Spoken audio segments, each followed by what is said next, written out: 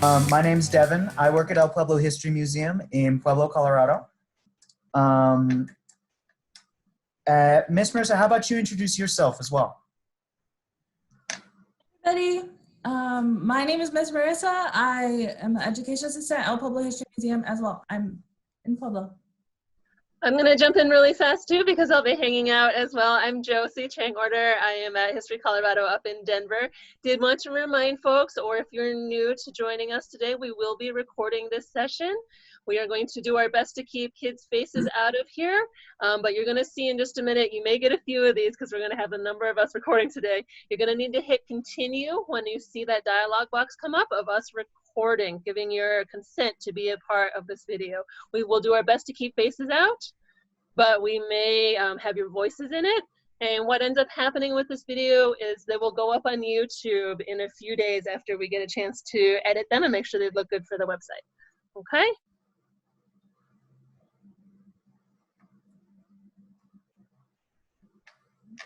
All right. Marissa, do you want to start us off with the stick dice? Yeah, I would love to. So how many of you like games? Because I love games. And we're going to teach you a couple of games today. First, I want to talk about dice. So dice have been around for thousands of years. They've found dice all over the world. Some of my dice are right here. They come in all different shapes and sizes. So we have a lot, we're used to the same dice, right? The 6-sided square dice, but that's not the only kind of dice that we have. I have all my dice set out. We have 4-sided dice. They kind of look like a pyramid. And Devin's gonna give you the history a little bit later on where dice are found. I'm just gonna show you the different kind of dice. This is 8-sided dice. Kind of looks like two of these together, right? These are 10-sided dice. And you use 2 different kinds because they have different numbers on them. You can have really high numbers with these dice. There's 12-sided dice. They're really cool. And then the 20-sided dice. This is probably my favorite. It has so many different numbers. Now, we're going to be talking specifically about stick dice. Now, stick dice weren't the only kind of dice that were used. Back a couple hundred years ago, they started finding regular sticks out of dice. We're going to be using popsicle sticks today, but you can definitely go in the backyard, find some, maybe have an adult help you carve out some of the carvings. They have different pictures on them. They did not just use sticks. They used to use little pieces of pottery, or they would use bone even. I know that when they were hunting, they would use every part of the animal, and the bone was really good long piece to carve little drawings into. Now I'm going to show you a game, and we're going to create it kind of together. What you'll need are 4 sets of popsicle sticks. So you'll need 3 sets of 4 popsicle sticks. So I have 12 popsicle sticks all together. If you can't find popsicle sticks, you can find anything that you can kind of draw, kind of a long piece of stick that you could draw a picture into. I'm going to be using markers as well. So I have different color of markers that I already drew a couple pictures on them. And I have a set of rules as well that I will post on the picture or on the screen so that we're able to kind of play together, right? So the first picture that you'll need to draw on yours, and remember, you want to set your 12 sets of popsicle sticks into 4 groups. So I have 4, 4, and 4, okay? The first picture we're going to draw is a little person. Now I have 2 little people here.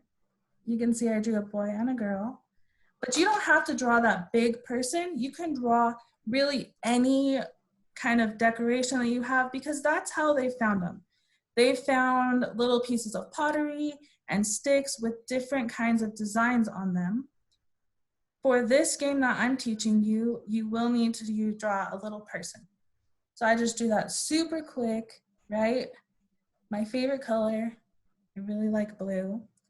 Okay, the second drawing you're going to do are snakes. So I drew a little snake right here. It's really easy to do. I'll draw one right now as we're talking. And you just draw the little head.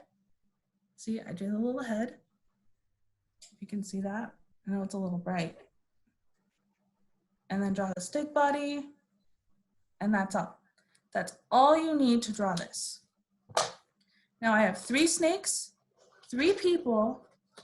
I need 4 people, 4 snakes, okay?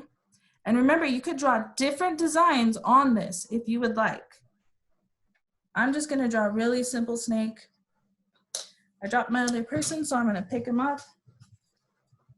I'll draw a little person. And remember, you could draw any design you want on this. Mine are not gonna all look the same, but I know that they're people, right? Here we go. So you'll want 4 people, 4 snakes, and then 4 blank. You're not gonna draw anything on these at all.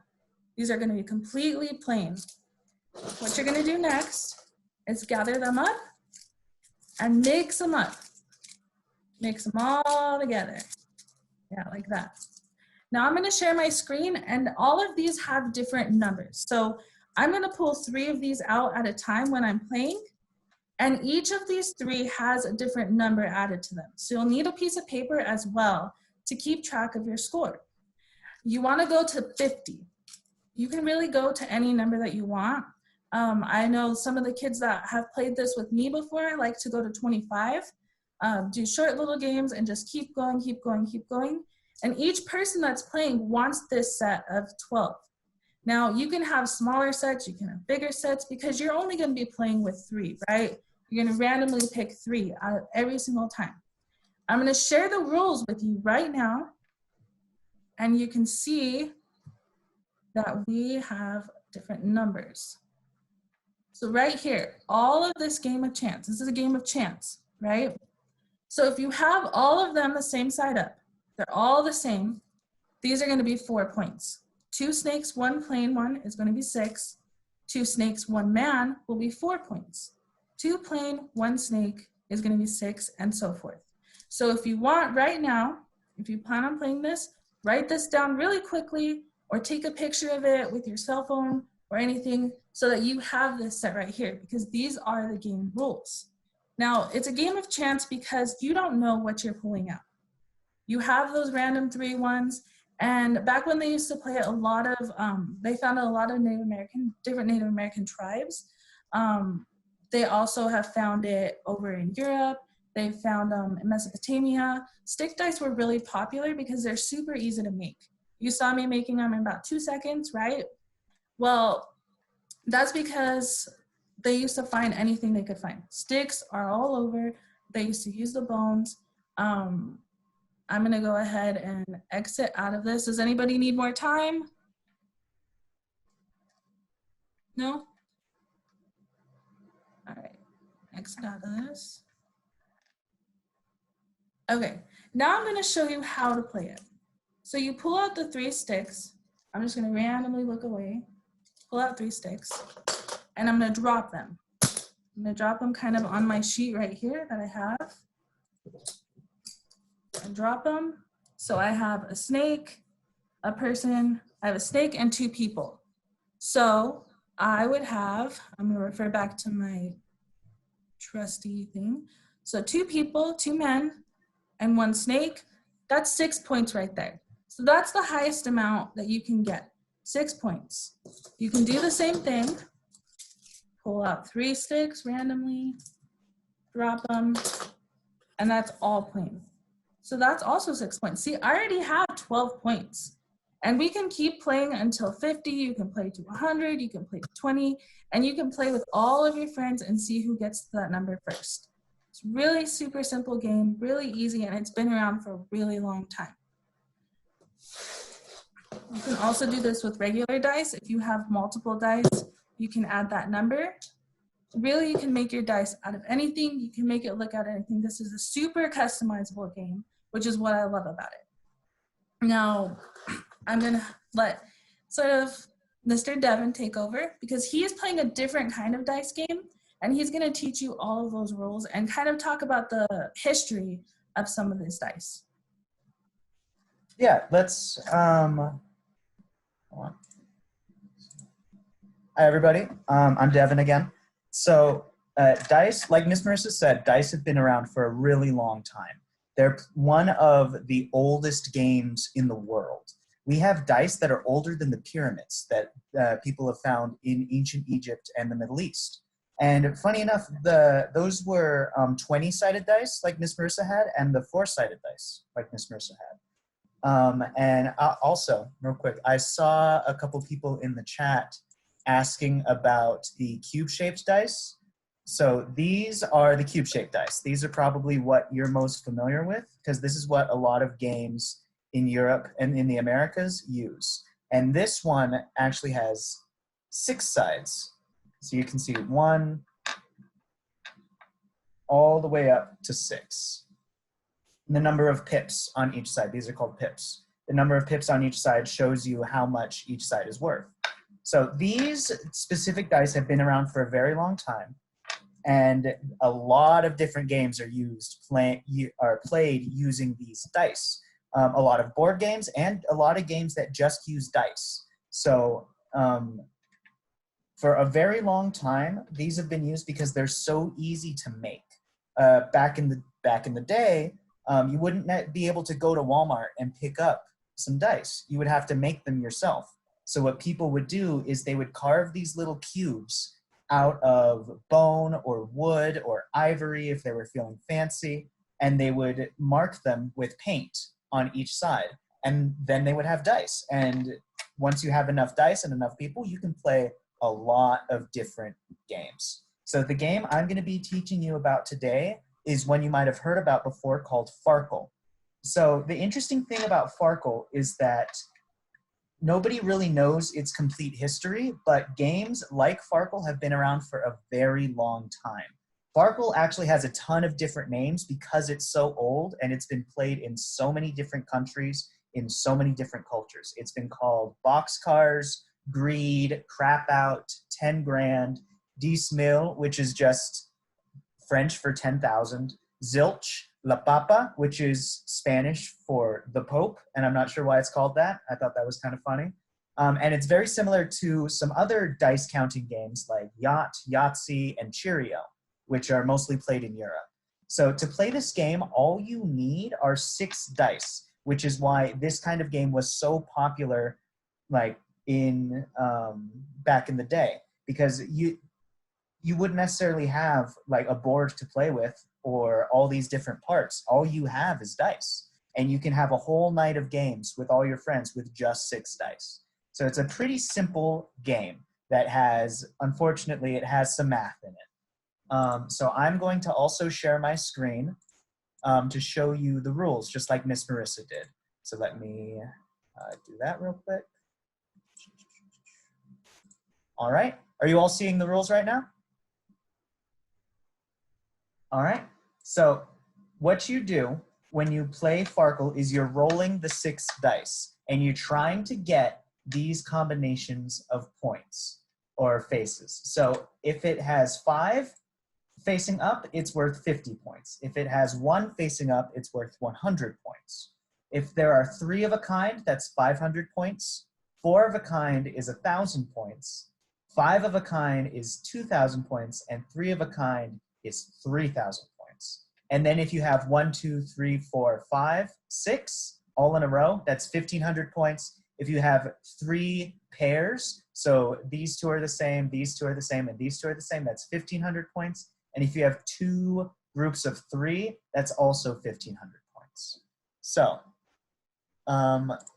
and also, I'm thinking what we'll do is when this is over, what I can do is I can share the rules on our Facebook page, on El Pueblo History Museum's Facebook page where Marissa and I work.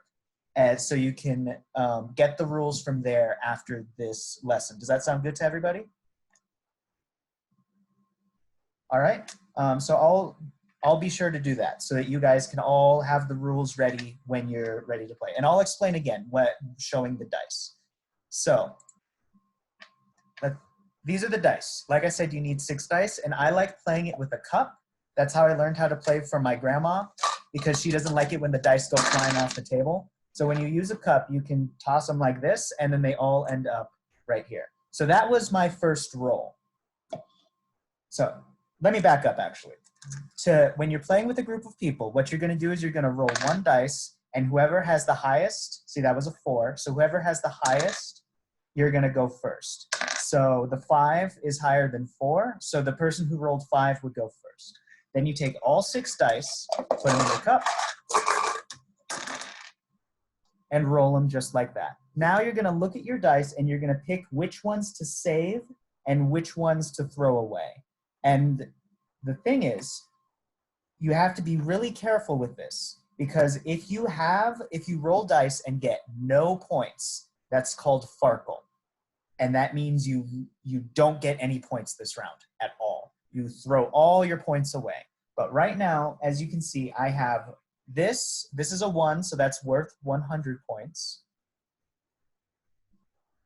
And these are 2 groups of 2. So these are both 3 and these are both 5. But these aren't worth points because you need a group of 3 to get points. So I could save these and try to get more points by getting more 5s. But if I don't get points, then I Farkle and I have to skip my turn and get no points. So what I'm going to do is I'm going to keep this 1 because that's 100 points, and I'm going to keep these 5s and hope I get more 5s. Now, I'm going to take the rest of them that I'm rolling again. And, ooh, see what happened? I don't have any more 5s, and I didn't get any 1s or 5s or a group of 3, so I Farkled. So that's no points. I get no points for this turn. But my next turn, I can try again. Yeah, ooh, thank you very much for your sympathy. So I've rolled them again. So now let's look at this. So here we've got 2 5s and a 1. So this by itself, that's 150, 200 points right there. And I could just say I want to stop. I could just say, okay, that's 150 points. I'm going to write that down. Turn 1, I have 150 points. See, I just wrote it down real quick on my piece of paper right there. 150 points. And then that would be the end of my turn, and it would go to the other people around the table, all rolling their dice until they have points or until they Farkle. And you keep playing the game, and you keep doing hands, and you keep adding to your score. Let's see. So there's a 5 and a 1. Let me, whoops. Sorry about that. I dropped my camera. Okay. So I'm going to roll it again. All right, look, this is much better. So this is a group of 3 and 2 5s. So I'm going to say I'm done, because that group of 3 is worth 500 points, and the 2 5s is worth 100 points. So I'm going to add all that up on my score, and that's going to be 750 points after 3 turns. So what you're doing is you're trying to be the first person to get 10,000 points. You keep doing your turns, you keep skipping people who Farkle until at the end somebody has 10,000 points. And that's why one of the names of this game is 10 grand, because that means 10,000. And also 10 000, which means the same thing in French. So you're trying to get 10,000 points. The first person to get 10,000 points, they usually win. There are a couple different variations of these rules because this game has been played for so long in so many different areas that everybody has slightly different rules for it. And that's one of the other reasons why it has so many different names. So that's the most basic version of Farkle. That's the version I learned from my grandmother when I was a little kid. And we used to play this, and we would bet on the games using beans. So you can play for like coins or beans at home if you want. I see some people in the chat are playing along. Somebody, oh, Marissa, you got 3 pairs? Good job. So you can, it's a very simple and fun game to do with just, why beans? Because that's what we had. And my grandma didn't want us playing with real money. So she had jars of dried beans and we would play for kidney beans to see who was winning. So that's the game of Farkle. It's pretty easy. It's very similar to Yahtzee. And so does anybody have any questions about the rules, about Farkle, or about the history of dice for me and Miss Marissa?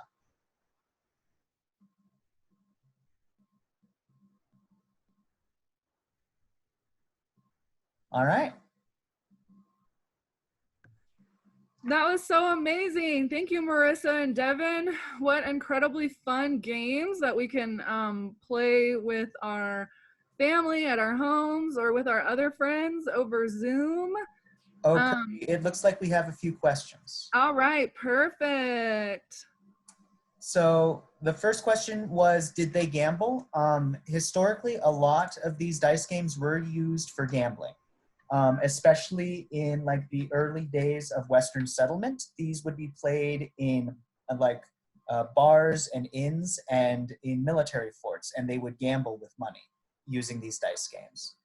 And when was Farkle made? Nobody actually knows. It's a great big mystery. Historians, not a lot of people write down these dice rules. They just tell other people, like I'm telling you now.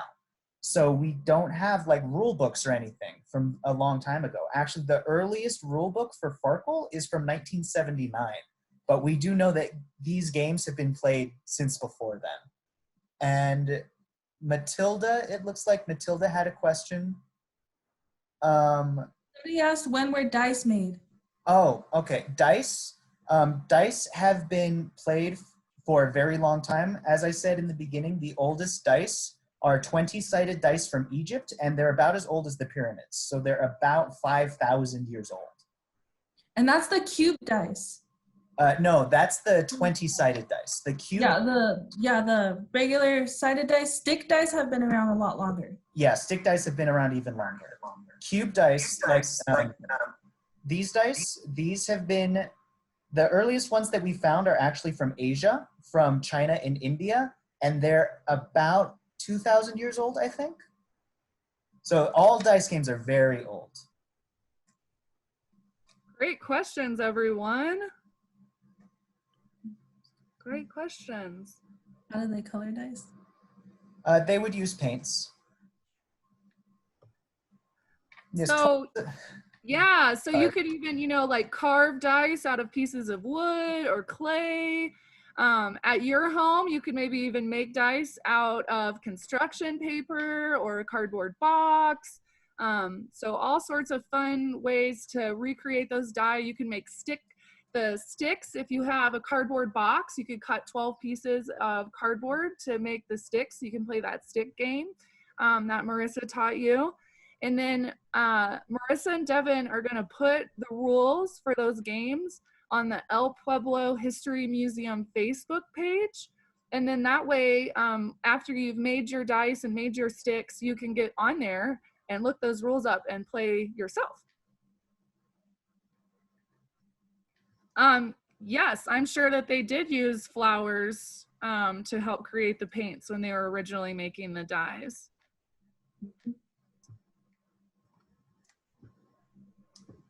All right, I think we got most of the questions. Somebody asked how big can dice get? The biggest you'll usually see is 100, but even 100 it's basically round at that point. So it's usually, anything higher than that is usually just a ball with numbers on it. And everyone have a really awesome Friday, but don't forget, we'll be back Monday, and we'll be here all week. And Miss Josie will actually be back, and she's going to teach you about how to make paint and dyes from natural flowers and plants and stuff. In the future. Next week we're doing paintbrushes first, though. Okay, so she's going to teach you how to make a paintbrush, and then teach you how to make the paint. And then I want to see what amazing things you guys make after you do that. Maybe you could make your own dice. That could be a thing. Absolutely. I do want to do a quick check about what Mondays is going to be. You can always get our schedules on our website, so historycolorado.org/digital-learning. And then on Monday, we're actually going to have Miss Carly from the Indian Museum coming back to do paper plate dream catchers. And so for this one, you're going to need paper plates, hole punch, string, scissors, and then there's some additional materials you can use to design that.